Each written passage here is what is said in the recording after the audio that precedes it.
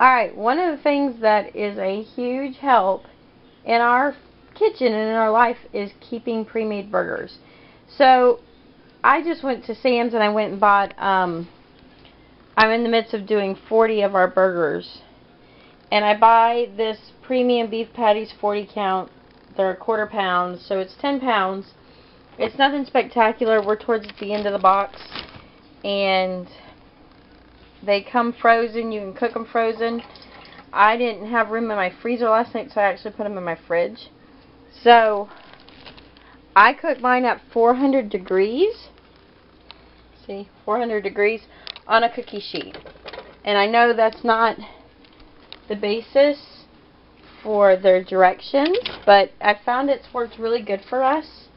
And this round, I'm actually not putting cheese on them, freezing them with cheese. But these work out really great because we heat them up in the microwave and we have a burger in about 20 minutes. Or not 20 minutes, we have a burger in 2 minutes. And it becomes a staple. My son, he could eat them for breakfast, lunch, and dinner. Okay, to make them taste good, focus, gourmet burger seasoning really is a big help. So we use this. And we just sprinkle it on the top. And I like the, I added, this is just parchment paper to help, see if it'll help clean my cookie pans up quicker. The other thing too is I like to have onions. I like the taste of onions. So I purchased this from Sam's. And it's actually a great deal. It's 3.12 pounds of dried onions, and you can see. So all I did was take about a handful, put them in a bowl with some warm water, and I have diced onions, and so I place those on top, and they take about 4 to 5 minutes to cook, and I try to cook a medium rare, but I never do. They always end up more well done than I anticipate. Because it helps, they're going to cook a little bit more when they get warmed up. So this is all I do. It doesn't look like much. I gotta find my free hand. We're also canning a little bit. We're canning chicken today and pickles and bacon. So I'm going to do a little bit too much at one time. So I just stick it in. Yes, that's baking soda at the bottom of my oven because I've had a few fires in there. So you throw baking soda to get it out. So it's been about 5 minutes. You kind of hear the... And yeah, my pan's kind of twist and warp a little bit. So after about 5 minutes, I flip. Let's see if I can do this left-handed. I flip the onions. You can kind of see are getting toasted on the top, and I just carefully flip over. And there's a bit of shrinkage. It's, I think, an 80% lean meat over fat, but it gives it good flavor. But you can kind of see all the fat that's on the edge. So, one-handed. Okay. So, the darker stuff is just well done onion. And again, use my gourmet burger on the top. And this is kind of actually relatively easy. Now, the one thing I have, I keep an old mason jar that is a lot of grease. And as I flip the burgers and pull them out, okay, I just pour the grease off into the jar. And I keep debating because I think the bottom would make a great, like, Salisbury steak gravy with all the onions. Alright, so I got my other last two in there. And I put it in for like another 5 or 6 minutes. Alright, so I take them out of the oven.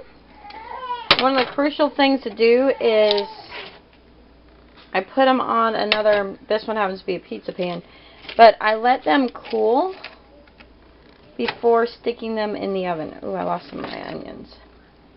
Packed onions on there.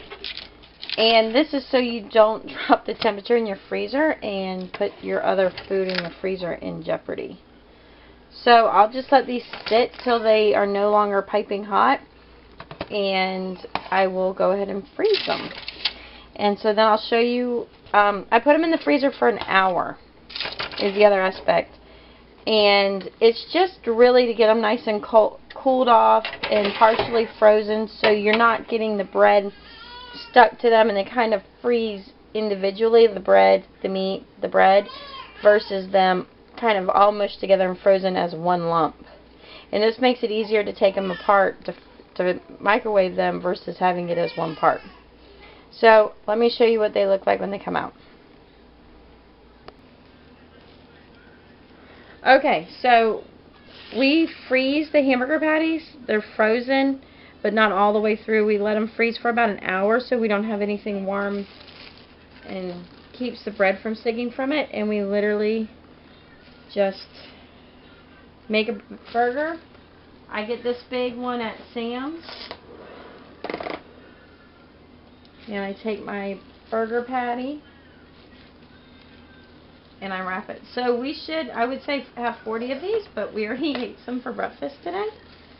So that's it, and I put them into a gallon-size freezer bag and stick them in the freezer. And I'll be taking my burgers and I'll actually just put them into a freezer bag to keep them from getting freezer-proof. So here I go.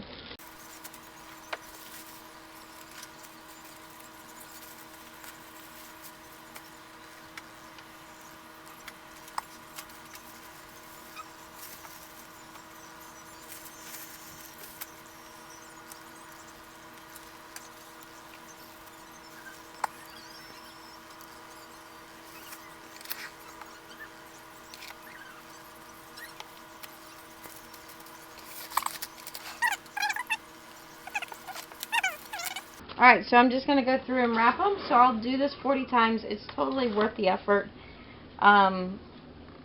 It gives the kids the ability to just have a quick bite. Wednesday nights when the kids and I are at church, it gives Dad a meal that takes little to no effort. And it keeps us from stopping at McDonald's or Wendy's for a quick bite to eat, because we know that we have these ready to go in our handy. So I hope this helps you on coming up with something easy, convenient, homemade. I think I priced it out. It cost me about $40 to do 40, so it's bringing the burger back down to $1. You can do this via a grill instead of the oven. I got too much to do in the house to worry about the grill, so I don't do it that way. But, yep, I hope it helps. Enjoy. If you got any suggestions on any other ideas to freeze to add to my freezer, I'd love to hear it, or if you do something. I also do a couple of other items that help us out, like burritos and breakfast sandwiches, but today I'm stocking us back up on burgers.